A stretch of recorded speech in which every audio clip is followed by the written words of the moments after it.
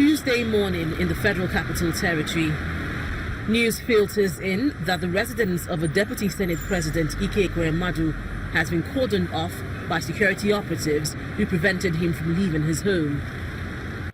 There are also reports that security men are at the residence of the Senate President and stopped his convoy from leaving the house where he resides. In the National Assembly, the mood is tense. The whereabouts of the Senate President is not known, and it's not clear if Tuesday's legislative proceedings will hold. At about 8:30 a.m., lawmakers begin to trickle into the Senate chamber, an uncharacteristic development as they do not convene this early, and a pointer that something is about to happen. Yes. I'm in charge. Suddenly, at 10:40 a.m., Senate President Bukola Saraki, attired in a white agbada, walks into the Senate chamber.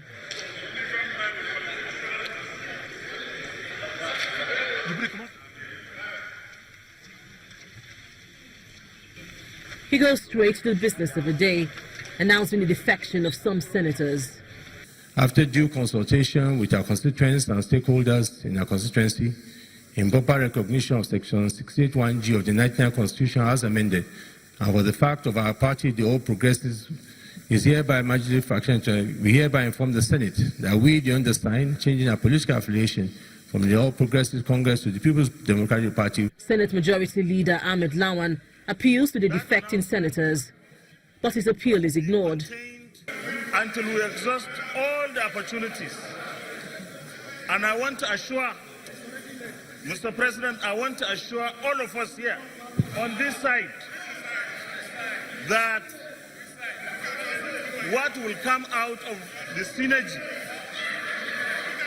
is going to address everybody's issues. As we speak now, the Deputy Senate President cannot get out of his house. He's under siege. This morning, I could not also in my own street as well. All by efforts by some people that believe that today's sitting must not hold because some members want to move or defect. After the defection of 14 senators from the ruling APC to the PDP, the Senate has adjourned legislative proceedings to September 25th. In the coming days, it will become clearer which party has the majority in the Senate, as both the PDP and the APC claim that they have the majority lawmakers in the upper chamber. Now let me hand you over to our correspondent in the House of Representatives, Larry Lasisi, to describe legislative proceedings in the lower chamber. Thank you, Linda.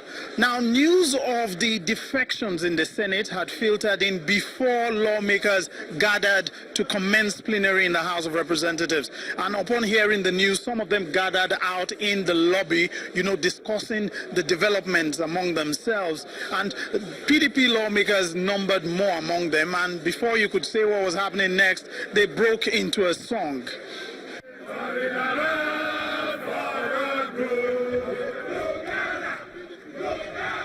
As the Speaker of the House arrives, they move to commence plenary.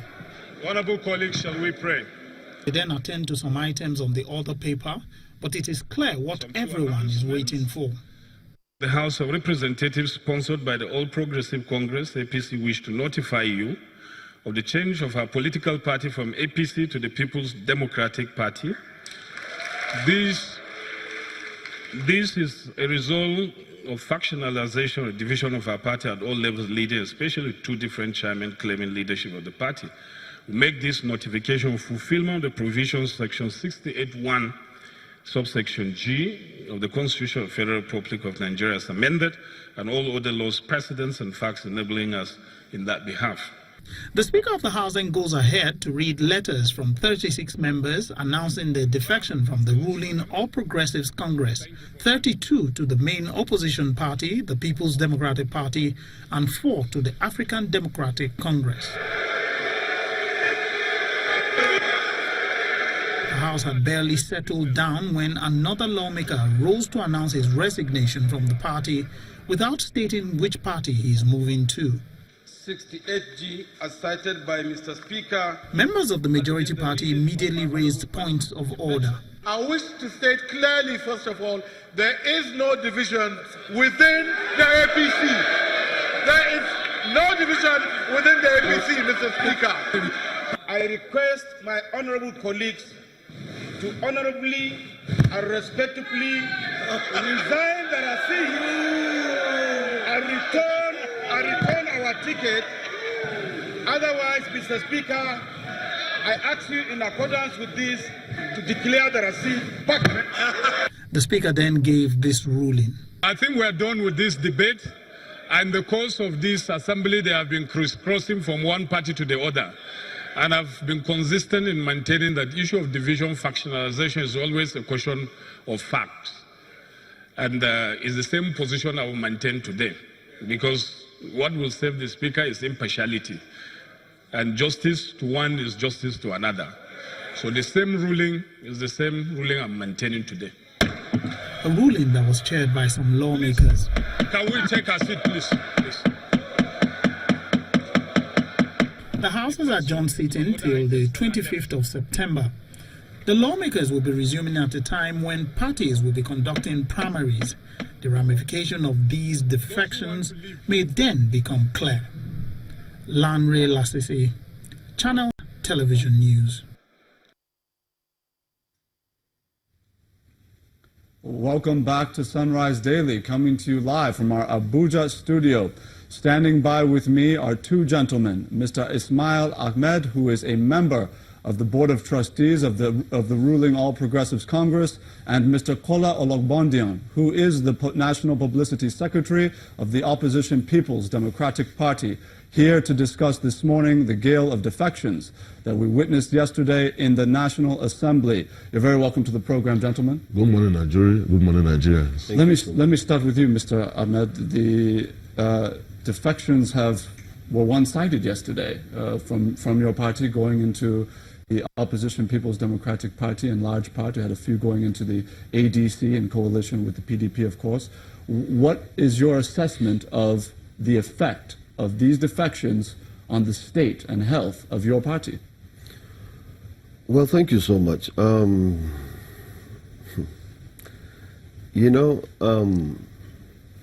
think I'll just borrow from some of the words that the President released yesterday on the issue of defection, and that, and I think even the President of the Senate said it on the during their plenary, is that this is is becoming a normal occurrence in the Nigerian political environment, where you will see people defecting from one party to another, especially in a pre-election year, and going into the primary season that is going to kick off in August. I'm not going to be pretentious that we're all happy that we've lost members. Every member that has been elected or is holding any position of authority, be it elective or appointive, has its own value and has its own electoral worth. It is disheartening to see people leave a party that some of them helped build and led us to success. But ultimately, these are decisions that people would make, and there's nothing you can do about it. I'm happy that the national chairman and the president have done all they could, at least seemingly, that they have gone round, tried to put the party together, give options, and I thought we are making headway, with most of these negotiations that was going on. So it came to me not as a shock, but certainly was a surprise. But also, if you look at it, you know that the primary season kicks off in August. Most of the squabbles that these political office holders or lawmakers have are with their local rival politicians within the same party, mostly governors and stuff like that. If we move in, because most of the structures, it is claimed that most of the structures have been hijacked by state governors.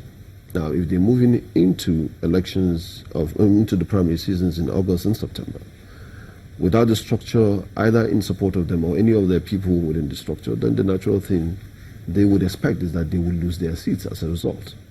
So I think in their own thinking, it is better to shift platform, go somewhere where they can gain some sort of entrance, I don't know if the PDP would allow them to do that. But I think that is the thinking behind it. So more or less, I think our democracy needs to mature to a level where political parties are not just used as vehicle platforms to achieve political power. It has to be a lot more than that. But this is a normal occurrence, and I hope that we'll be able to survive it.